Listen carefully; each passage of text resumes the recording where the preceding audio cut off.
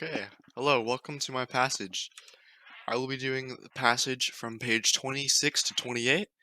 You can kind of read over the whole thing before we start, just kind of give you an idea of what's going on. So this actually occurs, this passage occurs shortly after Archibald boards the ship, the captain's ship, and before the captain leads Archibald on the search of the ship.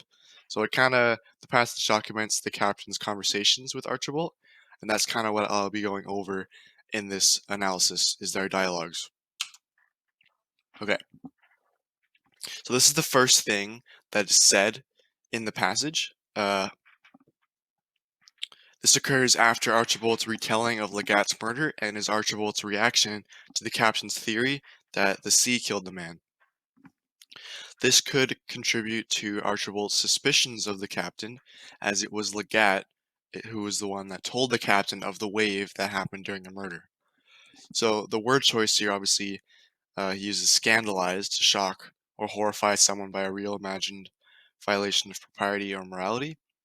Um, so Archibald is kind of shocked or offended by the captain's theory, and he's kind of shows conviction, which could suggest that he's telling the truth. As later quotes, he seems to kind of lack conviction, which could suggest that sometimes in other uh, passages, and even this passage, he could be lying. This is an authoritative act done by Archibald. Also, I won't be reading the quotes, and all the images are just kind of there for visual sake. This is an authoritative act done by Archibald. This could be Archibald kind of imitating the dead face of Legat's victim to the captain to kind of show the seriousness of the situation. This is kind of a juxtaposition, a contrast between the captain and Archibald. The captain seems to kind of have a calmness or playfulness or through his cunning that's kind of contrasted with Archibald's solemnity and seriousness. And this could also contribute to Archibald's suspicions of the captain. So this kind of highlights and is the first example that shows how the crewmates of the Sephora kind of reacted to the murder. They're obviously very terrified of what happened, and this could be a reason for Archibald's willingness to kind of throw Legat under the bus to kind of appease his crew. And a literary device of hyperbole is used to kind of highlight this, to kind of highlight the traumatic experience of the sea, and to illustrate the sadness and seriousness of the event to the captain, kind of as was done before with the sticking the tongue out. So a reefed foresail is reduced area of a sail done in extreme weather as a safety precaution. This is obviously what Legat did in order to save the ship. Uh, the captain kind of references God, saying, "Under God it did," he explained fervently, which is enthusiastically or passionately. This could be done to kind of please Archibald's conscience, as it seems to be obvious that he has somewhat of a guilty conscience surrounding Legat, as obviously Legat was the one that um, saved the ship and all the crewmates on it. So I have two different quotes here. This is the top one is Archibald, which is in the passage, and the bottom one is Legat. These two quotes kind of show an inconsistency, as Archibald's story, saying that he was the one that gave the order, is kind of contradicting Legat's story, where he says that he never gave the order, even though he think he may did. This is an obvious example of Archibald trying to embellish his role in the situation.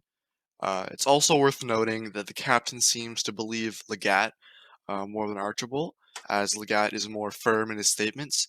However, this could also be simply attributed to how close the captain is with Legat and his duality.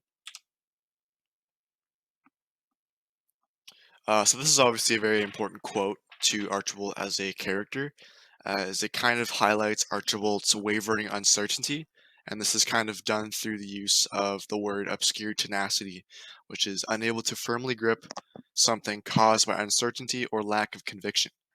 Um, so the captain obviously thinks that this is important enough to highlight about Archibald, And this could also reveal Archibald's true thoughts on Legat, um, as uh, Legat obviously is the one that saved the ship, and Archibald could kind of feel bad for him in a way. Uh, so he kind of has a guilty conscience about turning him into the law, which is kind of used, which kind of highlighted through this word, obviously. This could also be used to kind of please his conscience using law itself, as he's not really taking a moral stance on the issue. He's kind of following law to do to kind of please his conscience. And this idea is further made clear in this quote as he uses the word pitiless obligation, cruel or harsh obligation or commitment to something. So obviously, he has a commitment to the law and an obligation to the law, which has kind of happened over as many years of being a captain. So he's kind of required to follow the law at all times, and he obviously finds it pitiless. The word that is used here, shamefacedly, feel or search blindly in an ashamed or embarrassed way. So this is Archibald kind of going over his feelings and thoughts towards Legat, kind of reminiscing about Legat, and he kind of says that Legat wasn't exactly the sort of chief mate of the ship like the Sephora. So obviously he's kind of stating that Legat was somewhat of an outsider uh, and could have been serving an isolated role, obviously similar to the captain. And this is kind of one of the most obvious examples of the main theme of duality. This quote pretty much bluntly explains the captain's connection to Legat, kind of stating that he personally were being given to understand that he was not the sort to be captain of the ship or chief mate of a ship like the Sephora. So pretty obvious connection to Legat. Just kind of some things I picked up of the characters throughout this analysis in this passage. So Archibald's nervousness throughout the passage. This could kind of highlight an underlying truth of Archibald's opinion on Legat, as obviously Legat is the one that saved the ship, and Archibald kind of must have some sort of thankfulness towards Legat, um, as he obviously saved the ship. This could also be revealing his shame in needing to bring Legat to the law, as his opinion of Legat could underlying opinion is that he actually is thankful for Legat and saving himself and his crew. So he kind of feels shameful in needing to bring Legat to the law. Uh, his nervousness could also highlight his failing to tell the truth, as he seems to lie in certain instances or maybe kind of embellish, which is obviously an example seen is when he says that he gave the order, even though Legat says he never did. And the captain. The captain more so in his entire dialogues with Archibald, um, and obviously in this passage itself, he kind of displays newfound confidence and uses that to kind of trick Archibald in a way. He's very cunning and deceitful. He fakes deafness and leads Archibald on the futile search of the ship, and this is obviously after this passage, but it's very important in kind of the whole dialogues between the two, as obviously the captain's underlying purpose in his dialogues is to kind of trick Archibald, and this is kind of highlighted throughout this passage itself. And the contrast between Legat and Archibald kind of has a firm belief in law. He's a stickler to law, despite moral issues. He displays signs of shame and uncertainty regardless. Legat, lawlessness and morality he shows great confidence and is sincere.